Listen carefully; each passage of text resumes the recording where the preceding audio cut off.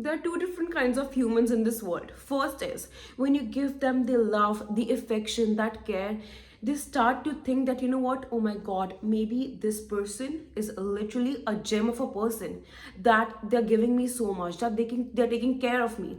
You know what, I have to reciprocate the same love, I have to reciprocate the same respect to them. And the second kind of people are, actually the majority kind of people are, that when you give them that respect, when you give them that love, when you give them that attention and care, they start believing that, you know what, maybe there's something special in me. Maybe I am so handsome, or I am so beautiful, or maybe I am so attractive, that's why they're giving so much to me. And they start having this superiority. They start feeling that, you know what, maybe I am superior. They won't appreciate, they won't acknowledge your efforts, because they have this thinking that, you know what, there is something unique, there's something special in me, that's why this person is pampering me. So when right now, when you're watching this video, think to yourself, what kind of group are you in? Are you surrounding yourself with people who are not ready to accept the fact that the kindness is in you, that you are the one who is being the giver, that you are the one who's giving that love, who's showing that care? And if not, then ask yourself, like, why am I surrounding myself with such kind of narcissistic group of people?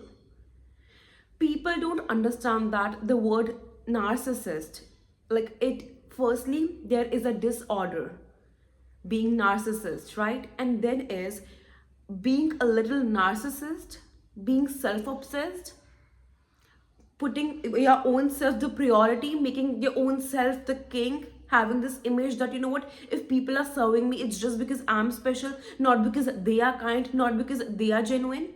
This is a trait, this is a personality trait, and you have to treat them accordingly. Otherwise, what is going to happen is they're always going to take from you. They're going to leave nothing for you, because they will think as if they are the god, they will think as if they are the superior one. For a very long time, I have been surrounding myself with people who all they ever did was take from me. And a point came that I was left with nothing. And I'm talking in terms of energy. I'm talking in form of like affection and care.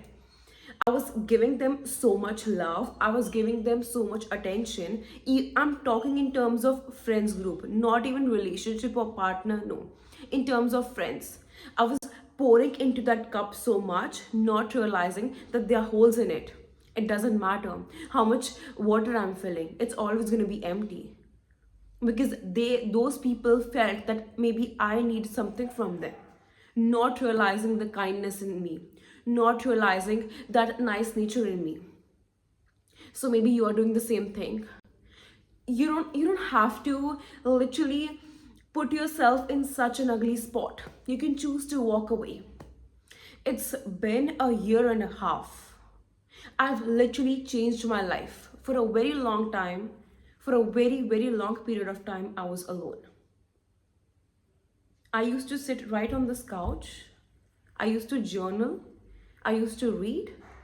I used to watch movies all by myself. I used to go out on solo dates, because I was so adamant on this thing that, you know what, I'm going to surround myself with people who genuinely appreciate me, or else it's okay if I end up being alone. At least I'm not being used. Some people may call this being selfish, or may call me being stupid, or stating that, you know what, maybe I didn't have the social skills. No, darling, I had the social skills. I have a group of people. I literally had option to go out with them. But whenever I was surrounding myself with those people, I felt like so bad about my own self. I felt so helpless. I'm damn sure, like right when I'm walking out of this table, they are gossiping about me. But still, for a very long time, I was enduring it. See, I'm just gonna say that not every person in this world is lucky enough to get their connections, to get their like soulmates, or to get their like the people that God has sent for them. For some people, it take time. Like for me, like literally right now, the kind of friendships I have, it is so genuine, it's so pure. Just by looking at my face, they can say what's going on. And they don't take me as their competition, no. I know for a fact that they will always have that respect, they will always have that love for me, to see me moving forward in terms of my career, my personal life. But for a very, very long time, I was alone. And imagine if I chose to just stay with those toxic group of people. Would I have been able to find the people I have right now? No. It was the person I turned out to be. I literally transformed as a person when I got out of situations where I was not meant to be. Some people say to me, like, Kritika, I don't know if those people are nice to me. Sometimes they're good, sometimes they give me so much love, sometimes they... You know, darling, you know what needs to be done. But the thing is, the step that you have to take is like so big, it's so powerful, because I literally cut those people off out of my life. It's easier said than done. Being in a room full of people where, like, literally you are having this novel in your hand, and sometimes people used to say it on my face, like, you don't have friends? And I used to be like, yeah, I don't have friends. So what? Even right now, there are situations when I am in social gatherings, especially like I am a university student, so sometimes I have to attend my university. And then when my friends are not around, the people who I call like my circle is not around, I try interacting with people, and sometimes, I get that kind of connect, like who can I have like small talk with, or just like spend my time. But sometimes when I'm not able, when I feel this energy that I'm not wanted in that place, I remove myself out of the situation. Either I walk out of the room, or I just stay there and build my own space, a safe space. And some people say, like, how to build that safe space. See, sometimes when I'm not in a mood, it is embarrassing. Even till date, it's been a year and a half, I'm on my self improvement, self development journey, but still sometimes it is a bit embarrassing choosing to just be alone. But that's the decision I have to make in order to become the version I want to become. I cannot imagine a future self being the boss lady, becoming this person who people respect, becoming the epitome of, self confidence, of self love, of self growth, and then surrounding myself in places and people who don't have the best interest towards me. Like, who am I deceiving? And one thing I've learned in this 22 years of existence is that if you don't have the ability to stand up for your own self, if you don't have the ability to choose your own self, literally no one can save you. No one will ever be truly on your side.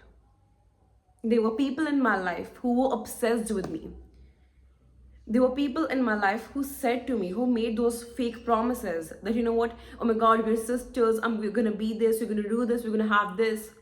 But at the end, I was not on my side. I used to let things slide like this.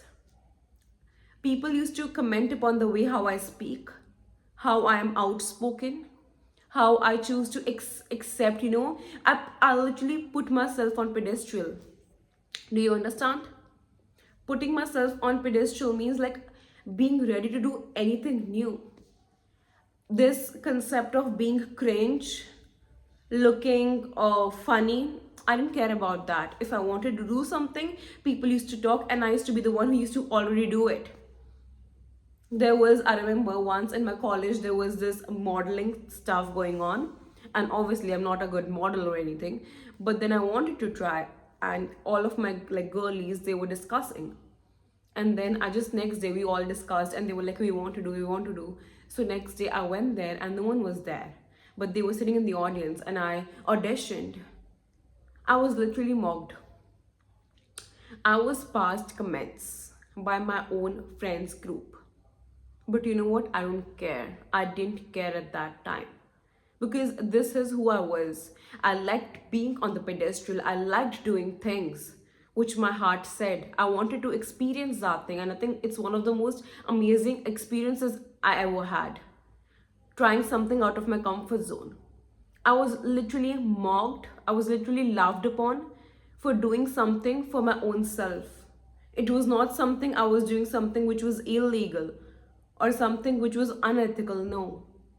And this is a very small example. There are like hundred of incidents where I was actually made to question, like, why are you like this? And you know what used to happen? There's this very funny incident that I did something, like I was wearing some outfit. I was literally laughed upon. At that time, cord sets, if you guys know, it was not a familiar thing. So I wore it. And then, like, my so-called friends, they laughed at me. And right when some random person said to me, like, oh my god, you look so nice, you look so like beautiful, the very next day, like one of my girlies, she bought the like similar kind of cord set, and she was saying it, and she was being her best self, and all of them were praising her. And I was like, then why do you have to be so rude to me? And at that time, like, I don't know how to explain, but the thing is, I was way too young as well. Right now, something like this happens, maybe a little slide, like even today. But at that time, I was affected so badly because already, like when you are in your teenage years, you're so conscious about your looks.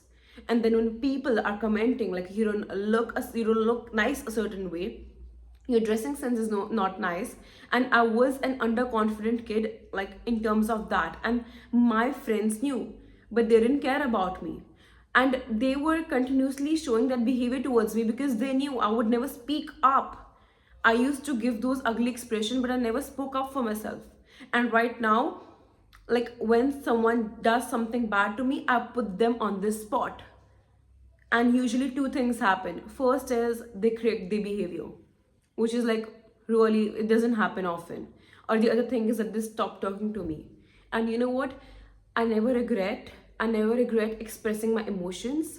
I never regret standing up for myself, because in the end, who I am on this planet, for whom I am, for my parents, for my own self. And if I don't provide that safe space for my own being, to my inner child, then why do I even exist? So sometimes you need to understand that you are more than what people think of you. And I remember, like, I don't know if this happens among guys as well, but like in girls, this is so common that sometimes your best friends or the people you surround yourself with, they don't just like you, they literally want to be you. And this has happened with me like so much. Firstly, I was laughed upon for the way I used to speak, the way I used to conduct, the way I used to dress, and like in like next few days, next few months, they used to be like a replica of me. They actually wanted to be me. And at that time, I was way too young to understand like what's happening with me. And at that time, I remember I was so depressed, like, why am I not getting that genuine connection? Those people, they literally wanted to become me. And then there are people, like, they envy the things that you have. For example, right now, maybe in terms of academics, I'm really good. Okay, not even that, yeah. Maybe I have like these long hair, and there is this girl who is not able to grow her hair.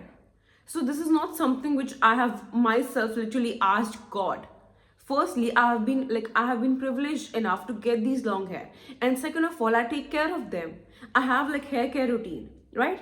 So that's why I have them. So but it is not something which I am doing, like, I'm doing like with intention to hurt them. Oh my god, you have short hair. No, no such conversation happened, no such a thing happened.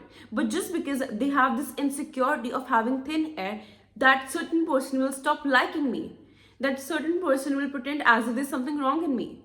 Why? Because people impose their insecurities upon you. If right now, like, I literally love those people who have like tan skin. Like, I literally love those girls. And there was this friend of mine, and she had like tan skin, and it was clear that she had some issue with that. See, each and every person, especially in the country where I'm living, the color like brown is not considered beautiful. Like, still people have this a stereotype thinking or narrative. And people who have like white skin or who are like fairer in color, they are literally admired and appreciated. Okay, so I knew that there were like instances in her family where she was degraded, but I never did anything. I never let that concept come between our friendship, and we were literally so close. And after a while, like, now I realize the reason why we drifted apart was that she was imposing that insecurity upon me. Some things have nothing to do with you. Sometimes some person's behavior has nothing to do how you conduct or how you speak. It's just that their insecurity is speaking. That person who is not confident in her own self. She had this insecurity that maybe she's not pretty enough, maybe she's not good enough because she has a certain skin type, skin color, because she was told that. And that was the reason she was hating on me, like literally hating on me. She was targeting me, despite knowing the fact that I am the one who literally have the best intentions towards her. So sometimes you need to understand that you're not fighting with a person. You're not dealing with a particular person or particular situation. You're dealing with someone's generational traumas. Do you know that traumas are literally passed upon? When all I ever seen is that having a certain skin color is being pretty, and this is something I cannot control. Having certain physique, having certain height is considered as pretty or handsome or like amazing, and I lack it. I will obviously, somewhere in my heart, if I have not healed myself, I will start repelling those people. You need to understand that sometimes you're not just fighting a person or a situation, you're fighting their traumas, their childhood traumas, their generational traumas. And you need to be intelligent enough to not waste your time in that. This life that we have is really very short. You don't even realize, like in a blink of an eye, your life, like your years, your days, your months will pass. Take yourself seriously. Make your own self the priority. Understand this fact about life that until and unless, till the day you won't choose yourself, no one will ever choose you. Because why would anyone choose you over their own self? Why would anyone choose you over their traumas? It is really tough to deal and face their traumas and to heal from wounds that we have been imposed upon by the society, by our families. I literally hope that this video was useful and helpful to you guys. And for more such videos, don't forget to subscribe to my channel. Good night, guys.